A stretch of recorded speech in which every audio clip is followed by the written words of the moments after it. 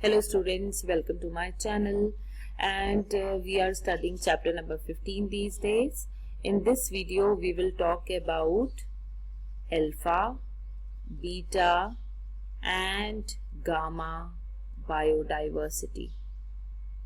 This topic is not being given in NCERT, but sometimes board people they ask question on it.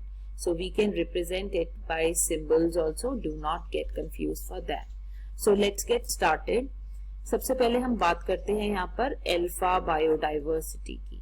Alpha biodiversity का मतलब है कि आप कोई area study कर रहे हो और इसमें आप ये देख रहे हो कि कितनी तरीके की स्पीशीज वहां पर हैं, मतलब कितने टाइप्स की स्पीशीज हैं. मैं आपको एक एग्जांपल दिखाती हूँ. सपोज ये एक सर्कुलर एरिया है जहां आप स्टडी कर रहे हो स्पीशीज.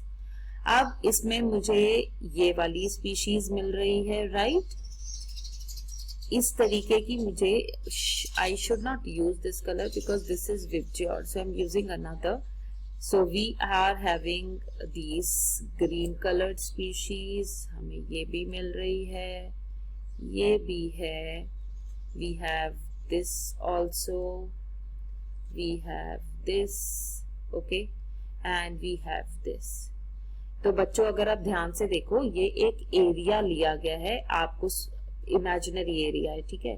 सो अगर आप देखो तो डार्क ब्लू आपको दिख रहा है, राइट, और आपको दिख रही है कैसी, ग्रीन दिखाई दे रहा है, आपको ब्लू दिखाई दे रहा है, आपको पिंक दिखाई दे रहा है. So I use this colour as the pink one. Okay, so हमारा ब्लू ऑलरेडी हमने कर लिया, ग्रीन भी हमने कर लिया, ये ब्लू भी हमने कर लिया, पिंक भी हमने कर लिया. अब हमारा रह गया रेड. दैट मीन्स ये कोई हम एरिया स्टडी कर रहे हैं और यहाँ पे हमें 5 टाइप्स की स्पीशीज मिल रही हैं.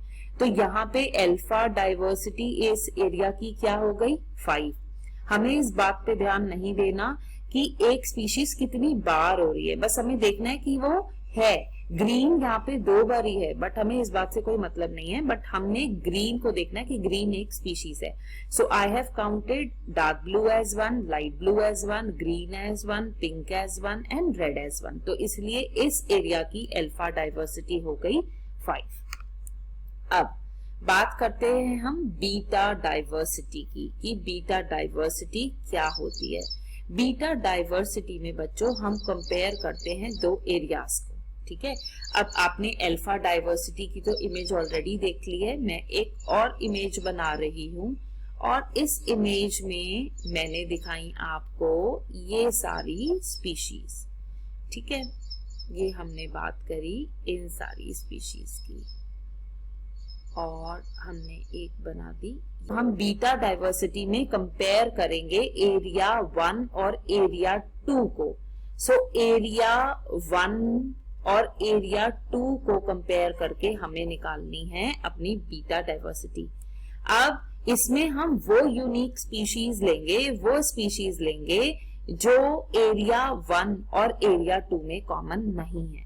अब देखो बच्चों, ब्लू हमें दोनों में मिल रही है, तो ब्लू हमारी कट हो जाएगी. दैट मीन्स ये यूनिक स्पीशीज नहीं है. अब बच्चों अब हम आते हैं नेक्स्ट स्पीशीज पे, जो कि है ग्रीन कलर की. ग्रीन कलर की स्पीशीज हमें एरिया 1 में मिल रही है, बट एरिया 2 में नहीं मिल रही. तो इसीलिए अभी तक मैंने बीटा डाइवर्सिटी में लिखा है 1. अब आप देखो, जो लाइट ब्लू स्पीशीज है वो एरिया 1 में मिल रही है, एरिया 2 में नहीं मिल रही, तो again we would be adding 1. Pink हमें एरिया 1 में मिल रही है और एरिया 2 में नहीं मिल रही है, तो हमारी हो गई 1. ये भी हमने काउंट कर ली. रेड हमारी कैंसिल हो जाएगी बिकॉज ये स्पीशीज एरिया 1 और एरिया 2 में कॉमन है. अब हमने एरिया 1 की सारी स्पीशीज को कंसिडर कर लिया, बट हमने एरिया 2 की सारी स्पीशीज को कंसिडर नहीं करा बिकॉज हमने पर्पल भी यूनिक है और ऑरेंज भी यूनिक है. तो यहाँ पे हम करेंगे 8+1 फॉर पर्पल और सेकंड हम लेते हैं यहाँ पे ऑरेंज कलर, जो कि हमारा है ऑरेंज स्पीशीज के लिए. दैट मीन्स हमारी बीटा डाइवर्सिटी की वैल्यू क्या हो गई, 5. 5 unique species are there between area 1 and area 2, which are specific in nature, which are not common to each other. So alpha diversity आपको clear हो गई, बीटा डाइवर्सिटी आपको clear हो गई. इन्हीं के एग्जाम्पल समझते हुए हम यहीं पे देखेंगे गामा बायोडाइवर्सिटी क्या होती है. गामा बायोडाइवर्सिटी में या गामा डाइवर्सिटी में we talk about all the species that are occurring in area 1 and 2.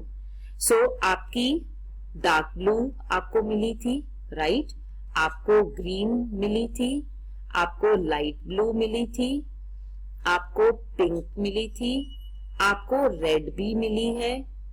ठीक है, हम रिपीट नहीं करेंगे, but whatever species we are getting we would be writing them.